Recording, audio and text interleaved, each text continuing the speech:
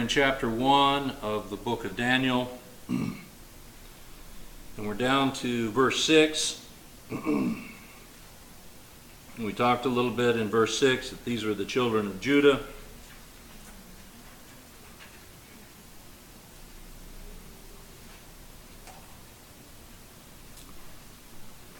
And we talked about the fact that in verse 7 that Daniel, Hananiah, Mishael, and Azariah are now given by the prince of the eunuchs new names. Now, why would they be given new names? Well,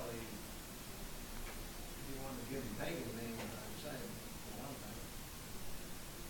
thing. They're absolutely Jewish names, right? Correct. Israelite names. Mm-hmm. Their Israelite or Jewish names would honor who? The God of heaven. Of course, their pagan names would honor different pagan gods. Right. So this is a way to get them reacclimated from their Jewish surroundings, to get them acclimated now into the Babylonian society, make them cast off their old way of thinking and now think in Babylonian terms. Get them to accept the Babylonian gods and the new way of thinking, see. This is part of that process, that part of that indoctrination, if you would. Okay? So when we come to verse 8, there's an important word in verse 8. But. And that is underlined. There's always a reason for the word but. We saw there was individuals that was accepting that indoctrination. But when we come to verse 8, we see but. Some may have accepted it, but Daniel didn't accept it, did he? He didn't readily accept that indoctrination. He seemed to want to hold fast to that which he knew what was right. Which brings us to another thought process, doesn't it? Who taught Daniel? Does this indoctrination in the God of heaven, does that just come naturally? Are you just born with that?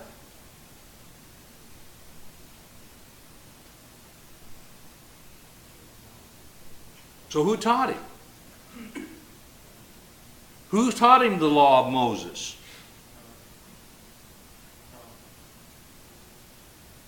Maybe one of the prophets? You know, Jeremiah has been around for a long time. If you look on that timeline of the kings and the prophets, maybe I haven't got that real clear to you by looking at that timeline, because I haven't really put a date in there. Jeremiah has been prophesying and been around for quite a time by the time this has come around. Maybe it was Jeremiah. Maybe it was Daniel's parents. Maybe it was Daniel's mother. Maybe it was one of the priests in the household of the king. I don't know. I can only speculate. It doesn't say. But one thing is for absolute certain, somebody taught this young man. He knew the law of Moses. He knew what would defile him.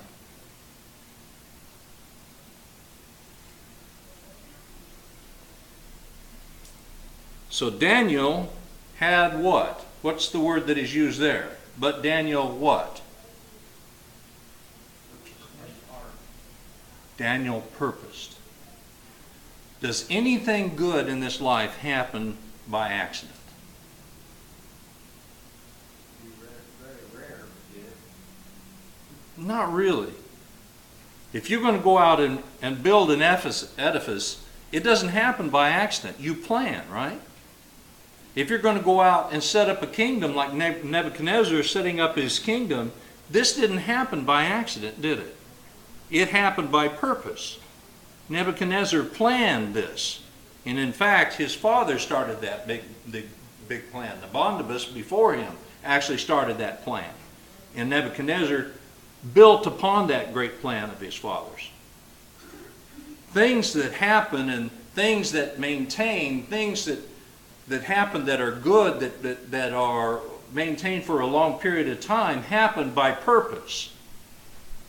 Anything that's really good in our lives happen because we purpose to make them happen. They don't happen accidentally. God's purpose throughout all of mankind to make the Christ come about and have his plan of salvation be fulfilled came about because he purposed that in Christ salvation would come, right? Everything good that happens because somebody purposes it. If you wake up every morning and you don't have a plan for your life, what do you think is going to happen?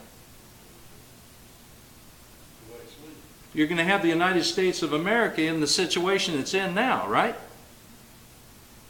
People waiting for somebody just to give them something for nothing. People have to have purpose in order for good things to happen. You get up every morning, you get up and you have a purpose for your day. You have a plan for your day. You want to do something good for others. You want to make certain that your life has some meaning, and it has some meaning to the God of heaven first and man second. This is Daniel. As a very young man, he has a purpose. Somebody's instilled that in his mind. I have a responsibility towards God. But Daniel purposed. Unlike maybe the rest of the men and the young men that was being taught to follow the pagan gods, like the rest of the Jewish boys that were maybe in there, who knows what other nations were in there and was following this indoctrination. But Daniel purposed. He purposed that he would not do what? Defile himself. He was not going to be defiled by the ceremonially against the law of Moses. He'd been taught the law of Moses, and he was not going to get himself defiled. He was going to be do what was right according to the law of Moses. And there were certain things that was happening that would cause himself to be defiled. But notice the young man was not arrogant. He wasn't pushy about the way he did things, but he was very wise. He was very careful. He was an individual that used a great deal of tact. But he didn't give up easily, did he? Right? He was persistent. So in verse 10 we see, in verse 9, we see that God is with him because he had purposed. He had put God first in his life. And we're going to see this happening several different times when in this book. When we put God first, God is with us, right?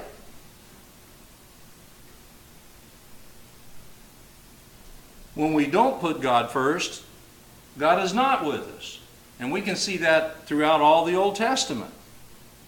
Over and over and over again. We saw that in the Kings. We saw that in the prophets. We'll see that we saw that in the Judges.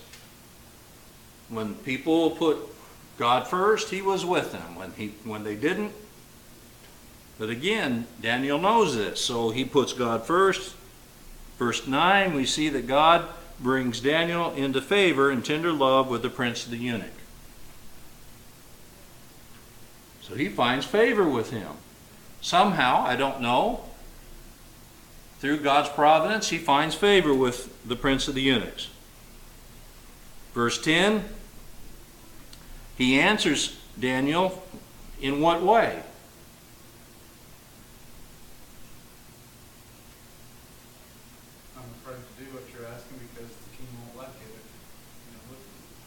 Yeah, the king has given me a task to do, and I have to follow through on that task. And if I don't do what I'm supposed to do, I fear, I fear for what the king might do. I have to follow through. I've been tasked with something. And the king doesn't look kindly on those individuals that don't do what they're tasked to do. Okay? So even though I like you,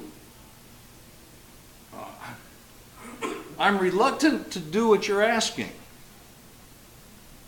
But Daniel doesn't stop at that. Oh, okay, well, I tried. Right? He doesn't just say that, does he? Who else does he go to?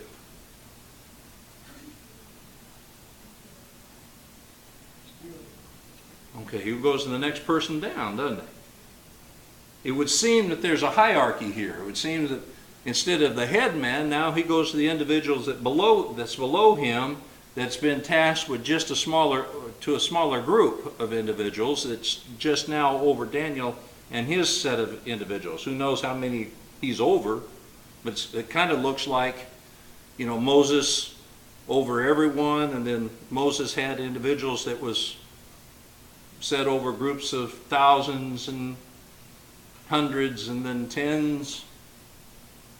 Looks like he was one of those individuals that was over a smaller group of individuals, however many that may have been. So he was at least willing to listen to him. And so he proposes something. And what's that proposition? Test us. He says, you just give us pulse, and pulse is what? Beans? Okay, literally it means that which is sown. Right? Vegetables basically is what we would call them. Anything that is sown to the ground is literally what it means. Okay?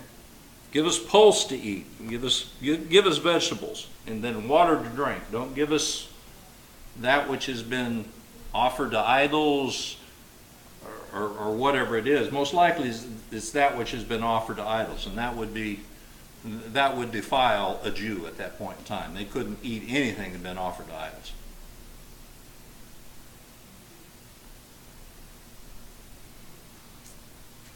Okay? So he says, okay, I'll test you 10 days. And at the end of 10 days, in verse 15, what happens? They look better. Now, I think this is very interesting.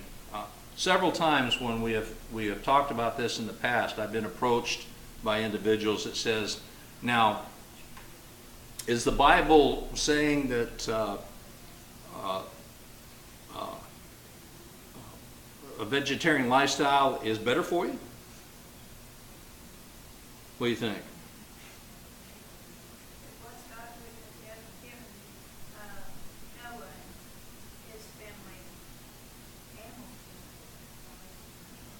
Okay.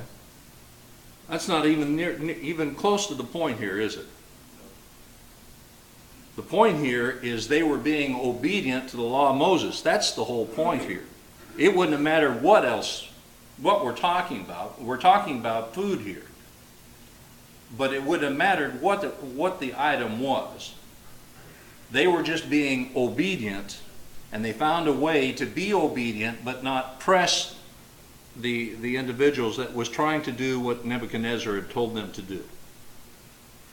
They were being very wise in being in pressing that individual or asking that individual to follow through on that. So that's the whole point of what we see here in chapter 1, right? But the scriptures doesn't teach anything about whether you should eat meat or you shouldn't eat meat. Doesn't say anything about that. In the New Testament, we're taught you can eat anything you want. If you want to, what was Peter told to eat when the sheet came down in front of it? Arise, kill, and eat. If you want to eat snake, you can eat snake. If you want to eat spider, you can eat spider. You know, all kinds of things that would be detestable to a Jew, they could now eat.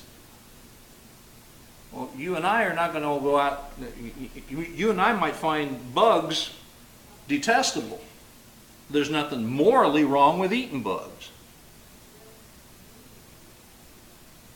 It's not a moral thing. Now, under the New Testament, we're told not to drink blood or anything that has been killed in such a way that the blood is left in it. Those things we can't eat. Because why? Because the life is in the blood. Correct. But other than that, there's no prohibition to it. Now, if you want to eat, if you want to be a vegetarian, is there anything wrong with that? Absolutely not. But this doesn't verify or what's the opposite of verify? Nullify, yes, thank you. One way or another, whether you should eat it. If it's good for your health to be a vegetarian, then be a vegetarian. If you want to eat meat, you can eat meat. There's not a moral question there as far as the New Testament is concerned. Either one is good. Talk to your doctor. Find out what's good for you and do what's best for you. It's not a moral issue. Okay.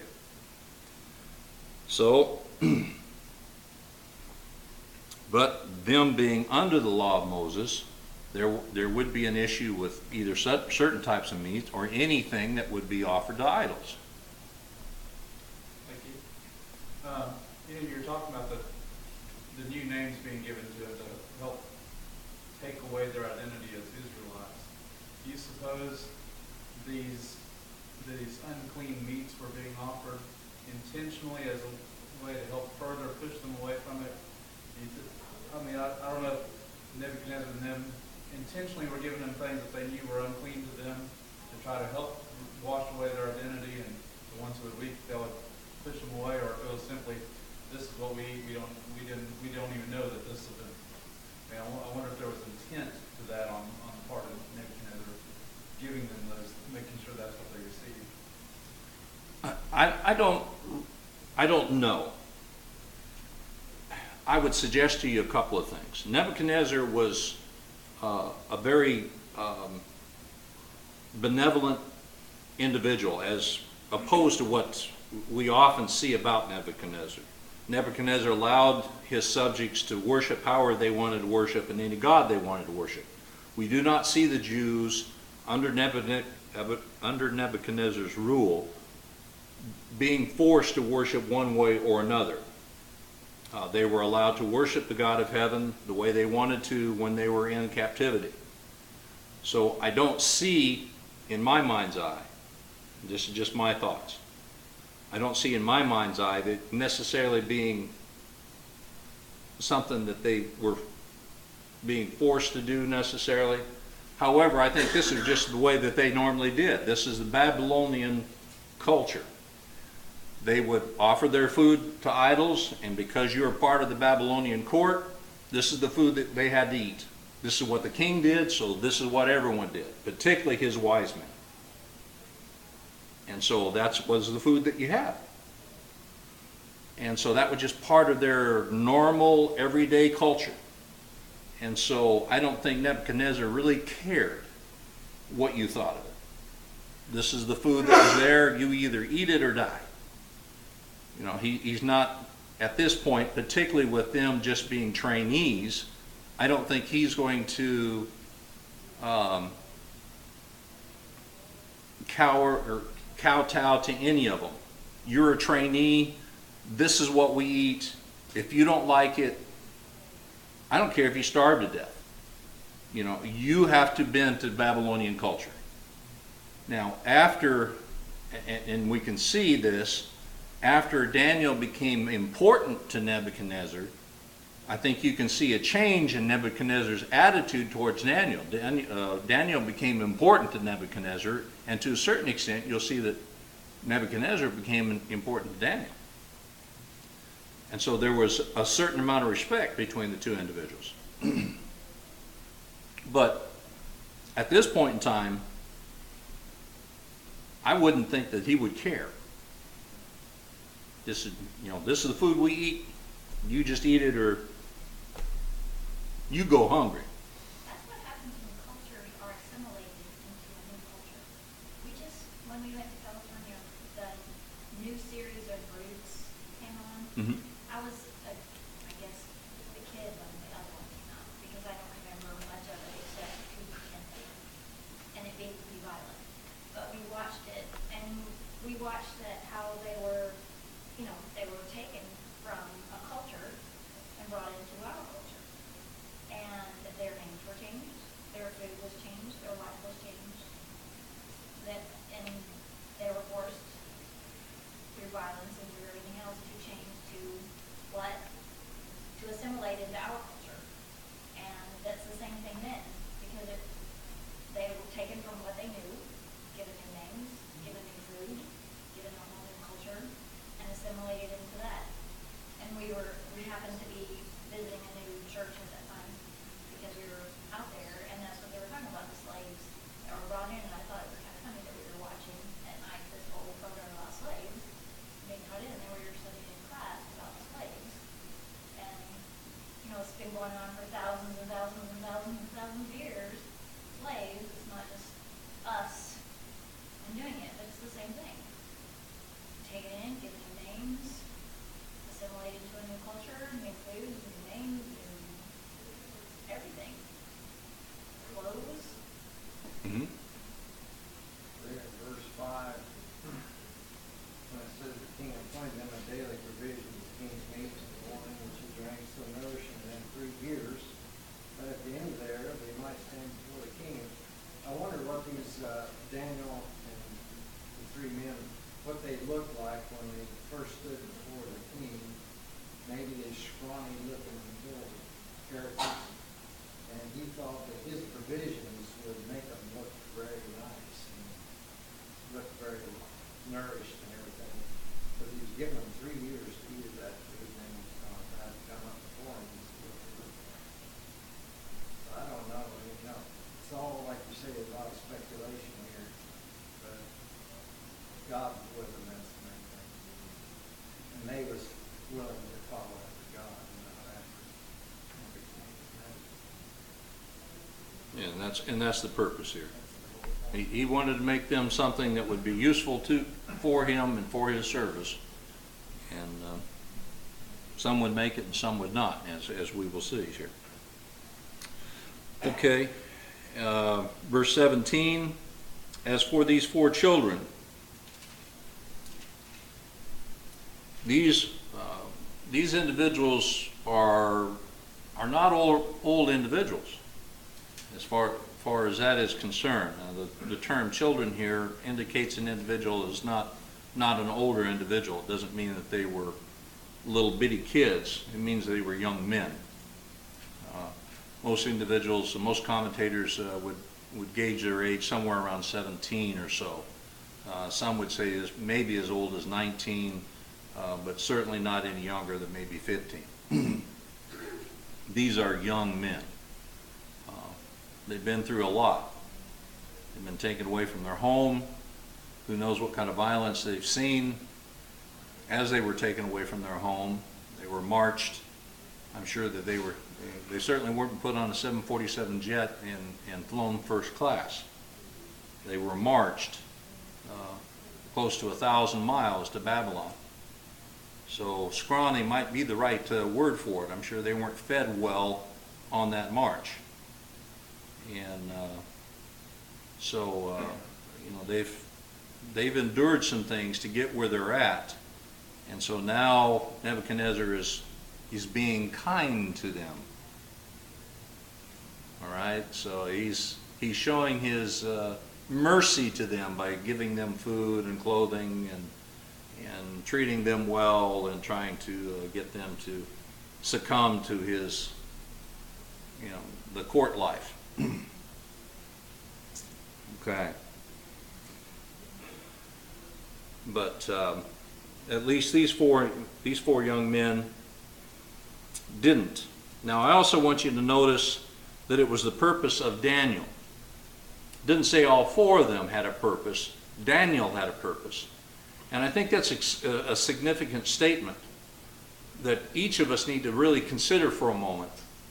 I wonder if we'd be reading about the three young men and their being in the being thrown into the fiery furnace here in a short period of time here in the next couple of chapters, if it wasn't for the purpose of Daniel that we see here in chapter 1.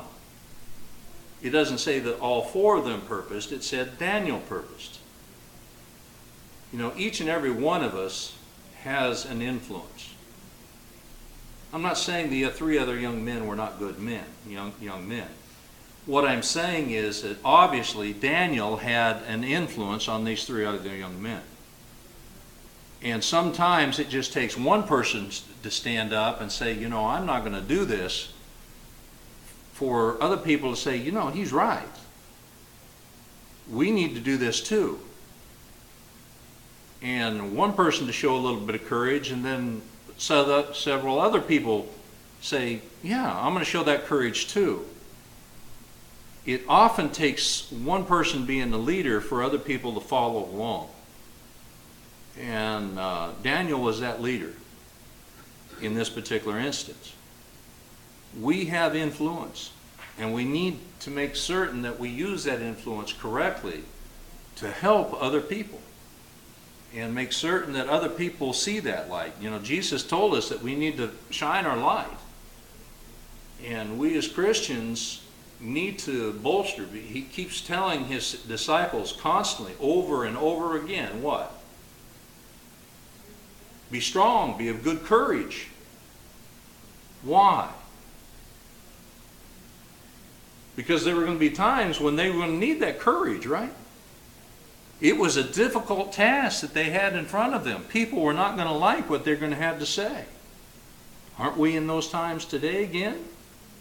When is a Christian not being in those times?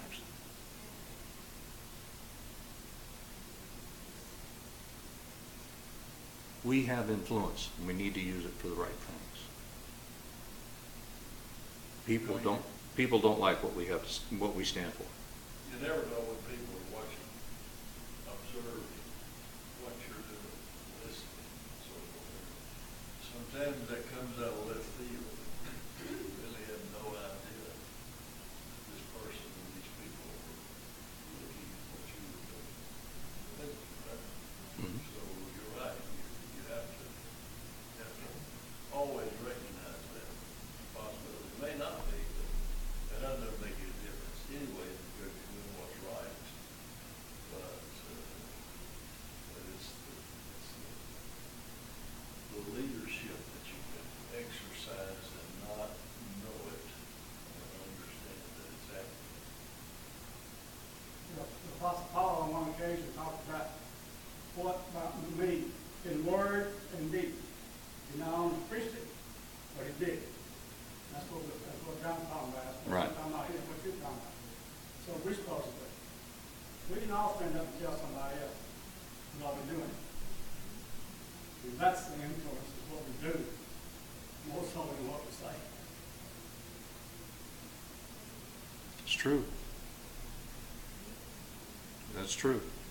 Curtis said that we might be the only Bible that some people don't read or often their observation of us.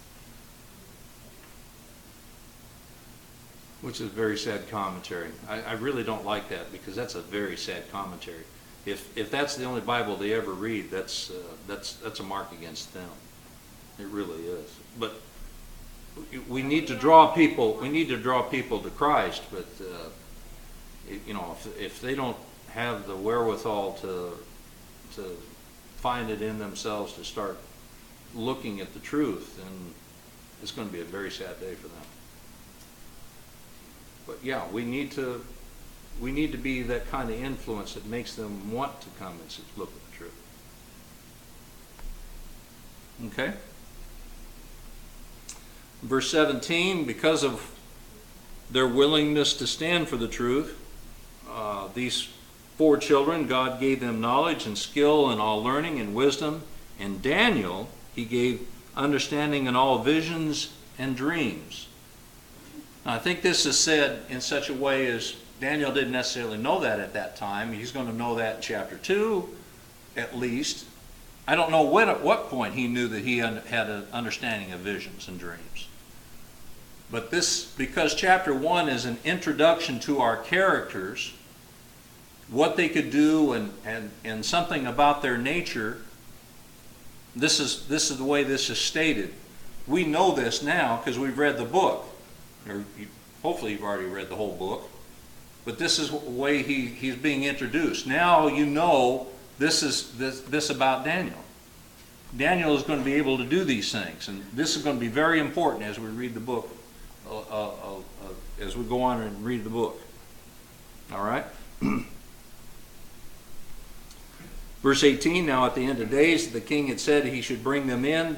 The prince of the eunuchs brought them in before Nebuchadnezzar. So at the end of 3 years, he brought them in.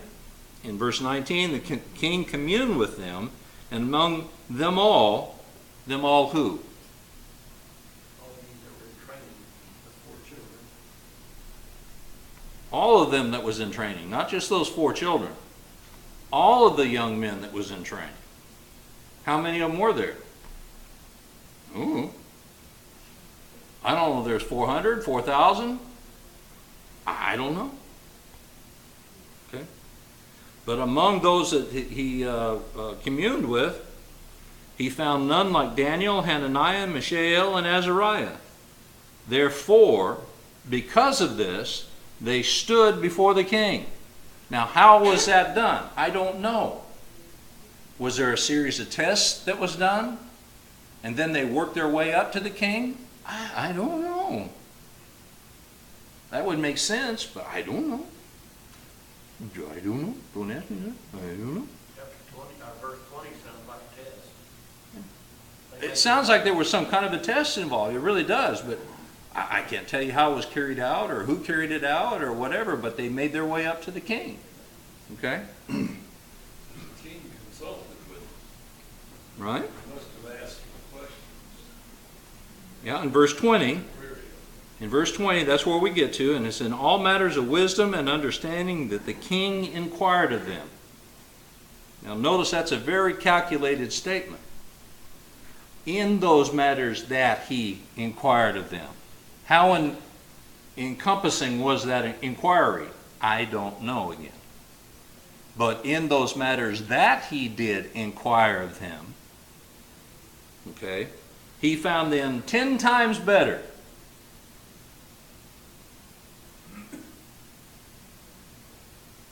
You're going to find that statement used 2 or 3 times in the book of Daniel. He found them what? 10 times better. That kind of rolls off your tongue. They were 10 times better. They were 10 times better.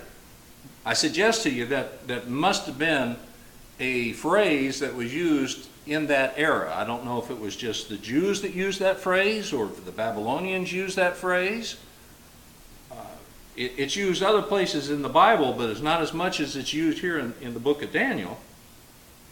But that's a phrase that indicates what? Superiority. They were better, but it was an elaboration to indicate that they were found much better. And that's all it means. They were 10 times better. Okay? Just like it was heated 10 times more hot. You get my point here. All right.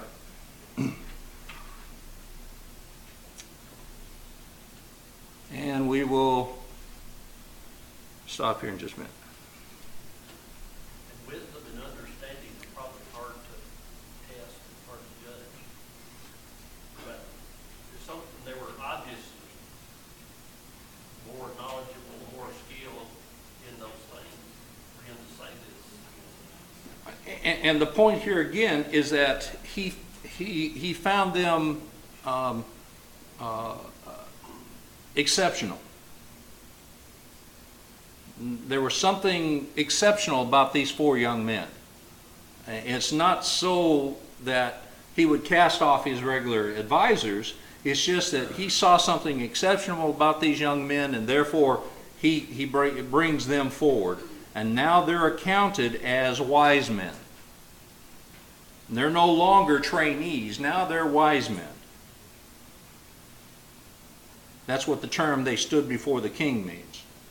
Now they're accounted for something. They don't particularly have a job. They're not set over a particular portion of the kingdom, but now they're accounted part of the king's wise men. Okay? And we'll notice the last verse of chapter 1, and Daniel continued even to the first year of King Cyrus. Now, the first year of King Cyrus is going to be important because that's when what happens? The Jews return. That's also when the new kingdom is ushered in, but it's when the Jews return to Jerusalem. So that's important for several different reasons, that terminology. All right, we will have to stop there, and we will continue on next week.